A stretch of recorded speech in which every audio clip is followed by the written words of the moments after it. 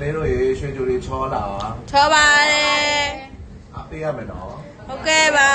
follower တွေလောက်အားလုံးပဲမင်္ဂလာပါခင်ဗျာကိုတာကြီးကယခုနှစ်ရွှေကြိုမောင်မယ်လေးများကို MD Makeup ကိုအသုံးပြုပြီးတော့အခုလိုပပကြီးကြီးလွတ်လေးပြင်ပေးထားပါတယ်ခင်ဗျာအရန်ကိုလှတဲ့နတ်သမီးလေးအဖြစ်မြင်တွေ့ရမှာဖြစ်ပါတယ်ခင်ဗျာအခုလာမယ့် February 9 ရက်နေ့ည6 နာရီမှာ Academy စုပွဲဆင်မြင့်ပေါ်ကြီးမှာအရန်လှနေတဲ့ Academy ရွှေကြိုလေးတွေကိုကိုတာကြီးရဲ့ပပကြီးကြီးလွတ်လေးနဲ့မြင်တွေ့ရမှာဖြစ်တဲ့အတွက်ချစ်ရတဲ့မိဘပြည်သူတွေကလည်းတခဲနဲ့အားပေးကြဖို့အတွက်ဖိတ်ခေါ်ပါတယ်ရွှေကြိုလေးတွေကိုလည်းအားပေးပါအောင်ခင်ဗျာပို့ပြီးတော့လည်းချစ်ပေးပါအောင်ကိုတာကြီးကိုလည်းဒီထက်မကပို့ပြီးတော့အားပေးပါအောင်လို့ပြောပြရစီခင်ဗျာအဲ့ဒီနေ့ကြလို့ရှိရင်မနက်၈ နာရီတည်းကစတင်ပြီးတော့လိမ့်ချင်ရမှာဖြစ်ပါတယ်ည7 နာရီလောက်ထိခံအောင်လို့ကိုတာကြီးကမိတ်ကပ်ကိုအမိုက်စားလိမ့်ချသွားမှာဖြစ်ပါတယ်ခင်ဗျာ